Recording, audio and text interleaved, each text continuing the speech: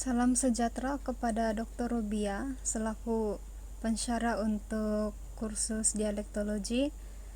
Pada hari ini saya dan rekan saya akan membentangkan hasil kajian kami berkaitan dengan dialek geografi.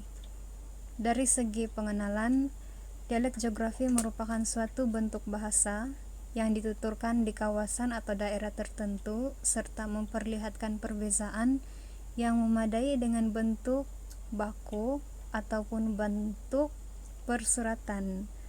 Manakala menurut Nik Safia Karim pula dalam bukunya yang berjudul Sosiolinguistik Bahasa Melayu dan Pengajaran, dialek geografi merupakan suatu bahasa yang mempunyai variasi bergantung kepada sejarah perkembangannya, jumlah penduduk, dan luas daerah penyebarannya.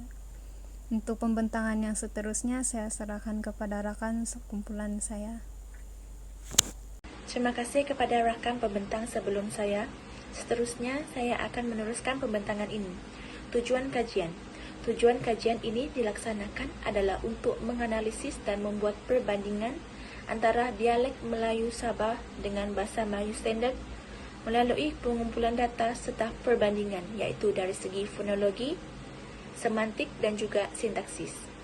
Seterusnya adalah metodologi kajian.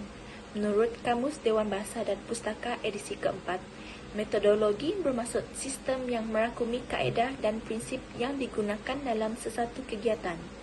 Metodologi kajian juga merujuk kepada kaedah dan teknik dalam mengumpul data, menganalisis data dan menyelesaikan sesuatu kajian atau penyelidikan. Kaedah yang digunakan oleh kami untuk membuat kajian ini adalah mendapatkan data dengan membuat transkripsi dan menganalisis data dalam video. Video tersebut adalah berdasarkan sumber dari YouTube dan kami menggunakan sumber tersebut untuk membuat jadual perbandingan antara dialek Melayu Sabah dan bahasa Melayu Standard. Seterusnya, saya akan menyerahkan pembentangan ini kepada rakan saya. Terima kasih. Terdapat beberapa aspek yang telah kami kaji, antaranya ialah aspek fonologi. Terdapat beberapa perkataan yang telah kami dapati, iaitu nokotiguk yang bermaksud berdegup, bubut yang bermaksud kejar, tapuk bermaksud sorok, limpas bermaksud limpas, siring bermaksud tepi. Perkataan-perkataan di atas telah mengalami beberapa proses, antaranya ialah hentian glotis. Unsur fonologi pertama yang terdapat dalam dialek Sabah ialah hentian glotis. Unsur ini didapati pada perkataan mo yang bermaksud mahu. Begitu juga dengan perkataan kalau yang bermaksud kalau. Terdapat hentian glotis pada hujung kata iaitu kalau. Perkataan seterusnya ialah hendak yang mempunyai hentian glotis pada awal dan akhir kata.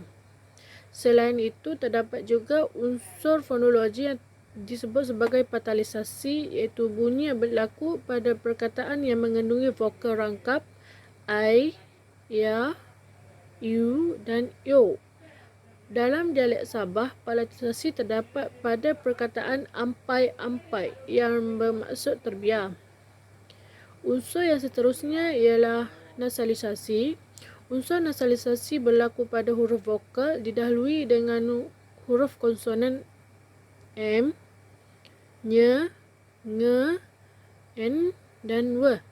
Unsur ini selalunya ditandai dengan simbol kecil di atas dan unsur ini didapati pada perkataan mo. Seterusnya ialah aspek semantik. Aspek semantik merupakan bidang yang mengkaji dan meneliti makna kata dan ayat. Kata atau ungkapan ialah unit ujaran yang bebas dan memiliki makna. Dalam bahasa kita, dapat menzahirkan fikiran, perasaan, pendapat, emosi, perlakuan dan tingkah laku atau kepribadian manusia. Yang pertama ialah makna denotatif dalam dialek Sabah.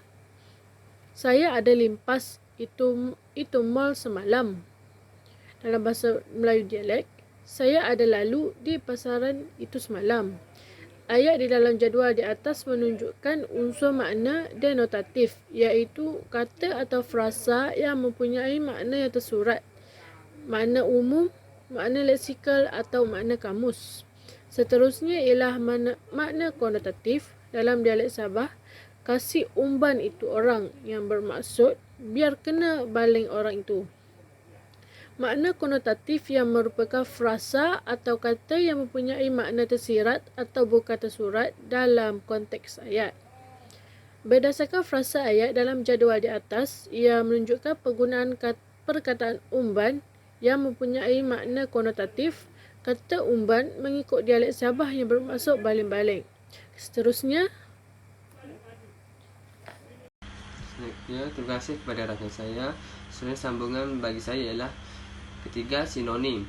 Unsur perkataan sinonim koloksi. Sinonim ini merupakan kesamaan makna perkataan atau frasa yang mempunyai makna yang sama. Antara contoh-contoh perkataan ialah no contigent yang biasa disebut dalam dialek Sabah yang bersinonim dengan berdebar atau berdegup. Yang keempat, hiponim ialah kata yang menjadi makna sebahagian dari kata lain, iaitu kata yang tergolong di bawah satu subordinat. Hiponim boleh didapati apabila terdapat perkataan yang berfungsi sebagai nama kelas bagi sekumpulan perkataan. Santut merupakan subordinat yang subordinat pakaian. Kata santut berhiponim dengan kata pakaian, namun pakaian tak berhiponim dengan santut kerana kata pakaian meliputi sesuatu yang dipakai pada anggota badan manusia. Yang kelima, homofon.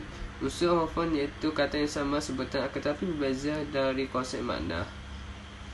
Seterusnya, aspek sintaksis. Menurut Dr. Ali Muhammad Zainal Abidin yang dalam buku Morfologi dan Sintaksis Bahasa Melayu menerangkan bahawa sintaksis adalah satu cabang ilmu yang mengkaji bentuk, struktur dan konstruksi ayat. Yang pertama, ayat penyata. Menurut Nisfiah Karim, ayat penyata ini adalah ayat yang diucapkan dengan maksud membuat satu pernyataan. Ayat penyata ini mempunyai tujuan untuk menyatakan atau memberi keterangan sesuatu hal. Ayat ini dikenali sebagai ayat berita atau ayat keterangan. Kedua, ayat seruan. Asmah jama memberi maksud ayat, iaitu seruan merupakan golongan modus perintah dan berita menurut situasi penggunanya. Menurut data yang diperoleh dan dalam menganalisis video, dapat dilihat bahawa kesemua data dan seruan yang diucapkan dengan nada atau informasi atau intonasi untuk melahirkan sesuatu perasaan seperti takut, terkejut, marah, takjub, geram dan sakit. Yang ketiga, ayat tanya. Albert Altman pula menyatakan bahawa ayat ini biasanya dibawa oleh pola sebutan yang diakhiri dengan nada penutup meninggi atau nada penutup menurun yang didahului oleh nada meninggi pada perkataan yang mengakhiri ayat itu. Namun ayat tanya boleh terbahagi kepada dua jenis, iaitu ayat tanya tanpa kata tanya dan ayat tanya dengan kata tanya. Terima kasih seterusnya kepada kawan saya. Assalamualaikum warahmatullahi wabarakatuh dan hai kepada Dr. Robiah dan kawan-kawan yang dikasihi sekalian. Seterusnya, saya Nurul Haifah Husna binti Abdul Aziz memegang kad matrik bernombor 76456 akan membentangkan bahagian kesimpulan. Dialek Sabah secara keseluruhannya jelas menunjukkan kelainan dan keunikannya dengan dialek-dialek lain di Malaysia, khususnya dalam hal-hal yang menyentuh aspek sebutan bagi bunyi-bunyi vokal, konsonan, diftong, suku kata dan kosakata yang mengandungi ciri-ciri pengguguran, penggantian, pemendekan, penegasan sebutan dan perkataan serta penggayaan kosakata tempatan, dan juga aspek fonologi, semantik serta sintaksis. Rumusannya, secara tegas tindakan ke arah warisan variasi dialek Sabah ini secara keseluruhannya dapat mengangkat martabat serta memperkasakan keunikan negeri Sabah secara khusus, malah negara kita, Malaysia, sebagai negara yang mempunyai keunikan dan keistimewaan tersendiri dengan kepelbagaian bangsa, bahasa dan budaya. Sekian, terima kasih.